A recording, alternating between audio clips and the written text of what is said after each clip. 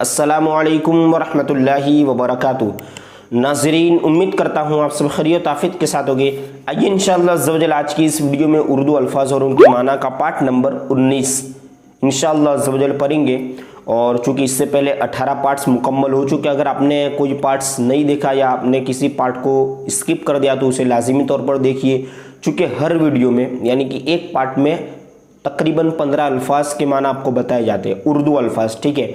और उनके जो मुतरादिफ अल्फाज है यानी एक जैसे अल्फाज है, उनके एक माना हो, वो अल्फाज भी आपको बताए जाते हैं। तो उसे याद रखने की कोशिश कीजिए ताकि आप यूँ कह सकते हैं कि उर्दू अल्फाज के अगर पार्ट्स आप कंप्लीटली दिख रहे हैं तो उर्दू पढ़ने में आपकी जो परेशानी है वो काफ़ी कम हो जाएगी। क्योंकि ज़्यादातर लोग उर्दू लफ्ज़ पढ़ने में ही अटकते हैं। जैसे छोटे छोटे जो वर्ड आते हैं ना, जैसे को, की, उसने, इसने, इस पे कोई नहीं अटकेगा, ये आसान है। लेकिन उर्दू लफ्ज़ होगा या तो उसमें एराब में गलती कर देंगे, यानी या तो ज़बर ज़ेर पेश पढ़ने में गलती करेंगे।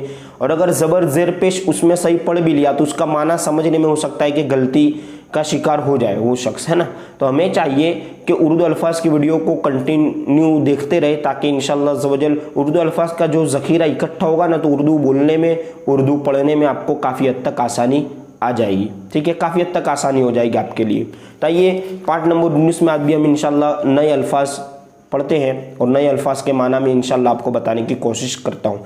तो देखिए, उर्दू में एक लफ्ज़ बोला जाता है, आपने सुना होगा हिदायत, या तो हिदायत करना या हिदायत देना। लफ्ज़ हिदायत का माना समझिए।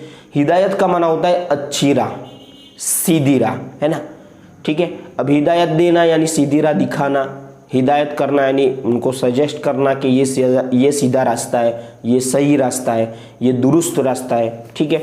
तो हिदायत का माना क्या होगा? अच्छी राह, सीधी राह, दुरुस्त राह। राह माने रास्ता, ठीक है।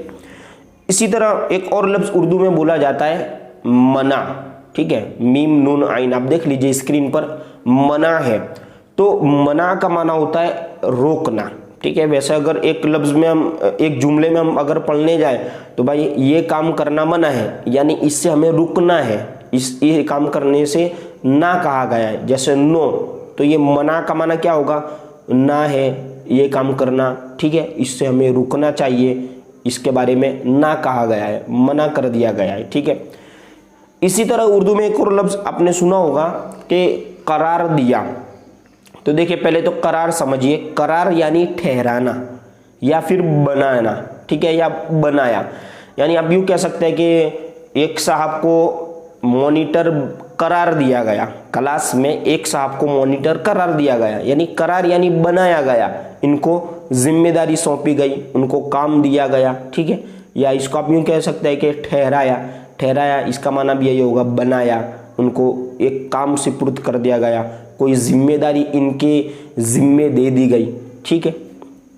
इसी तरह उर्दू में एक और लफ्ज़ इस्तेमाल होता है, आपने सुना होगा मुक़द्दस। और ये मुक़द्दस लफ्ज़ जो है ना, वो मुक़द्दस ही चीज़ों के साथ, मुक़द्दस बारगाहों के लिए, मुक़द्दस नाम के लिए इस्तेमाल होता है। और इसका माना होगा मुक़द्दस यानी पाक, ठीक है, बहुत ज़्यादा पाक, मुक़द्दस।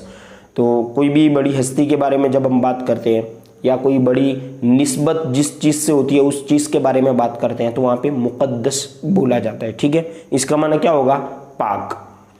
इसी तरह एक और लफ्ज़ आपने सुना होगा उर्दू में, करम। कहते हैं ना, करम कर दो, करम फरमाइए, है ना, या रसूलुल्लाह करम कीजिए, ठीक है। तो करम का माना होता है भलाई करना, एहसान करना, मेहरबानी करना, ठीक है। तो क्या माना होगा इसका? करम यानी भलाई, एहसान और मेहरबानी करना, तीनों एक ही माना में, मतलब तीनों लफ्ज़ सेम माना में इस्तेमाल होते हैं। तो इसे याद रखने की कोशिश कीजिए। इसी तरह उर्दू में एक और लफ्ज़ आपने सुना होगा खैर। जैसे हम पूछते हैं ना, कैसे हैं, बखैर हैं, तो खैर का माना होता है भलाई, यानी कंप्लीट है, आप बेहतर है, खैरियत के साथ हैं। और एक होता है खैर, यानी कहते हैं ना खैर, चलो छोड़ो, जाने दो, ठीक है। वहाँ पे भी ये लफ्ज़ इस्तेमाल है। जैसे बहुत एक चीज़ पर जब बहस हो जाती है और जब नहीं, चले खैर कोई बात नहीं, तो वहाँ पे भी ये लफ्ज़ इस्तेमाल होता है, मतलब अब करने के लिए, ठीक है, किसी लफ्ज़ को। इसी तरह उर्दू में एक और लफ्ज़ आपने सुना होगा कि इनकी नौबत आ गई।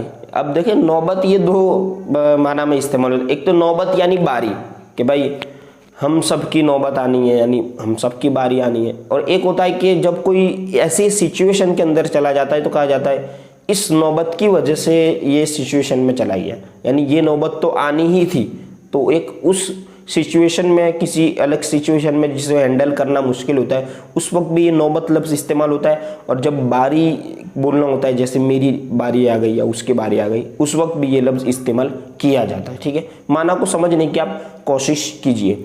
इसी तरह उर्दू में एक और लफ्ज़ आपने सुना होगा कि जैसे मैं भी अभी आपको कह रहा हूँ, बारहा मैं आपको कहता रहता हूँ उर्दू की वीडियोज़ में, ठीक है, उर्दू अल्फाज की वीडियो में। तो ये जो बारहा है, बारहा देख लीजिए स्क्रीन पर किस तरह, तो इसका माना होता है कई बार। ठीक है, कई मरतबा, मोर टाइम्स, है ना, बहुत सारी मरतबा कहते हैं जब कि भाई बारहा हमने लोगों को कहा, यानी कई बार कहा है फिर भी नहीं मानते, तो इसको हम कहते हैं बारहा, यानी कई बार, कई दफ़ा, कई मरतबा, मोर टाइम्स। ठीक है, इसी तरह उर्दू में एक और लफ्ज़ आपने सुना होगा सरापा, कहते हैं ना कि अपने सरापा।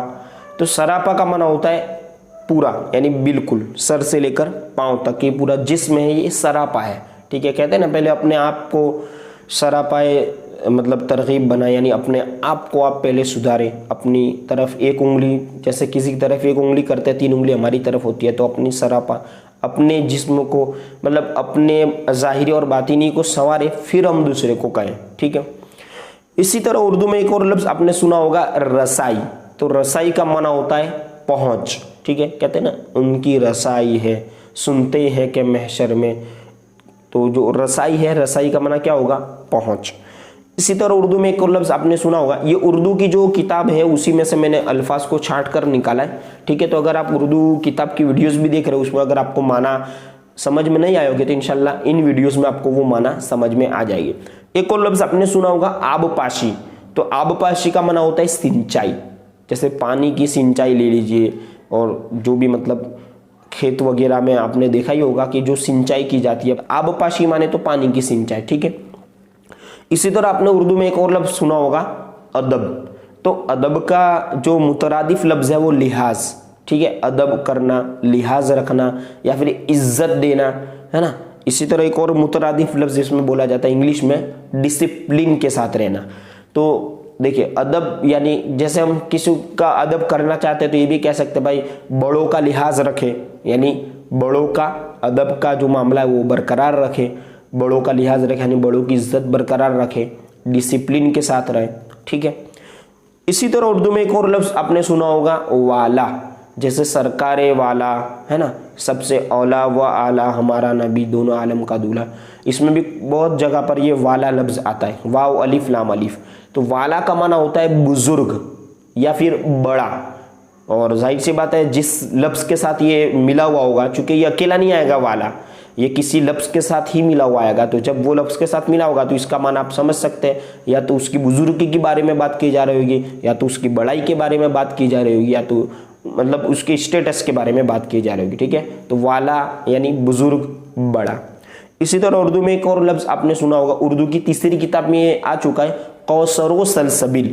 कौसर व सलसबिल, तो ये दोनों जो नाम है, कौसर अलग है, सलसबिल, ये दोनों जन्नत के दरिया के नाम है। ठीक है, इसी तरह आज का जो हमारा लास्ट जो लफ्ज़ है उर्दू का वो है खल्क। देखिए, तो खल्क का माना होता है आम इंसान। अल्लाह अज़्ज़ व जल ने हर एक इंसान को पैदा किया, तो ये खल्क है, यानी इसको आप यूँ कह लीजिए कि पूरी मखलूक, यानी जितने भी लोग हैं। अब देखिए मखलूक भी कई तरह की होती है, एक इंसान ये है, ये भी एक मखलूक है, जानवरों को पैदा किया, ये भी एक मखलूक है, यानी कैटेगरी अलग अलग, ये तमाम मखलूक है। और खल्क माने आम इंसान, मखलूक अल्लाह अज़्ज़ व जल जितनी चीज़ों को दुनिया में पैदा फरमाए तमाम मखलूक में शामिल है। तब इंशाअल्लाह अज़्ज़ व जल इसी तरह पार्ट नंबर 20 में और उर्दू नए अल्फाज के माना जानेंगे। तो मिलते हैं अगली वीडियो में। अस्सलामु अलैकुम व रहमतुल्लाहि व बरकातुहू।